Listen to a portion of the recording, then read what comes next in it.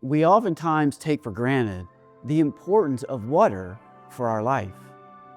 But if you take a second to really think about it, you come to understand that without water, there is no life on a physical level, nor on a supernatural level.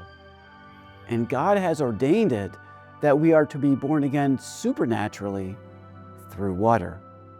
So the point here is that from water comes life.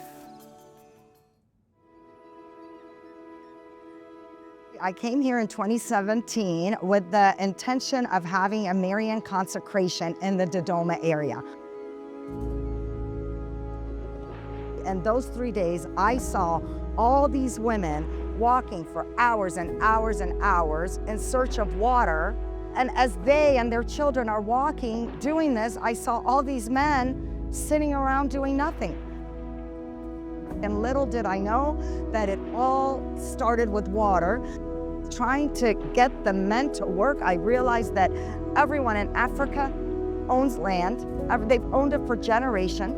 First of all, they're waiting for the rain, and then once they get that precious drops of rain, they don't know how to grow food enough to feed their families so that they can grow healthy, let alone use the food as a means of money.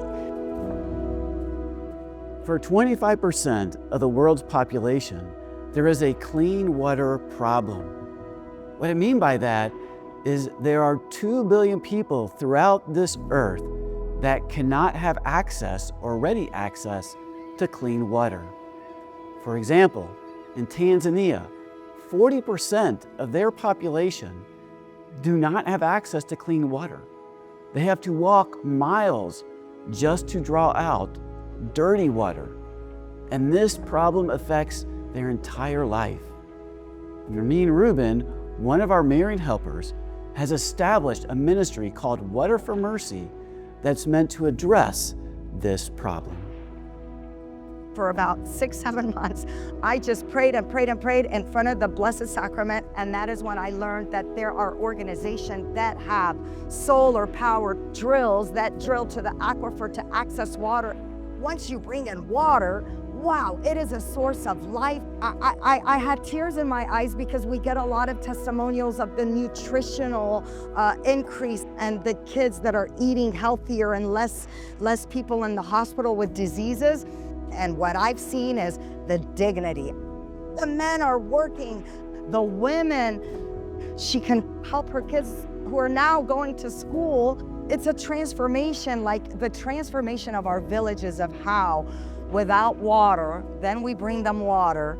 And then once we bring in the agriculture to feed their families with economic prosperity, we see their lives change. It's not me, it's God, it's God. He's used Water for Mercy and me personally as a tool to be able to provide water and food and means to not only people in Tanzania, but in Kenya and in all these other countries. I'm in awe as to what he's done, as well as in awe as to where he is leading us. So, wow.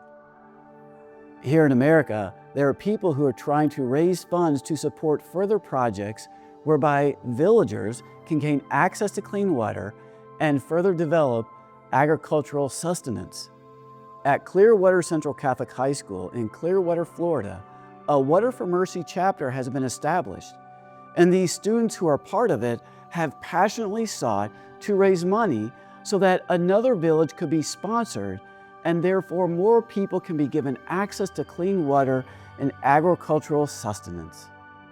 Hi, my name is Isa Belangi. I'm part of the CCC Water for Mercy chapter, and behind us you can see our school's football players trying to simulate the conditions in Africa as these families go to find water. In the poorest of the poor countries, women and children are walking up to 6 hours a day to get water from holes in the ground that looks like this. So every year we try to simulate these conditions by putting on a walk for water, where we encourage participants to take buckets full of sand or full of water and hold them and walk around our cross-country trail just to see how hard it can be to walk for maybe a mile, maybe more, and just for something that's so basic as water. It's truly something that we're not very used to. We're very separated in the West. This is very difficult.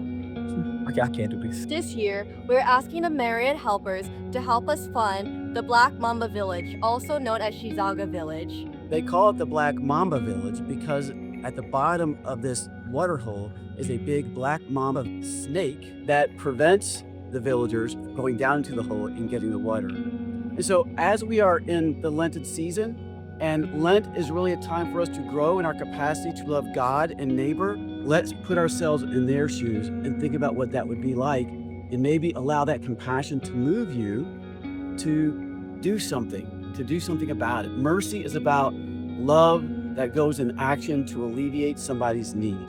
That's what mercy is. We'll be able to dig down and provide water for thousands of people right at their door.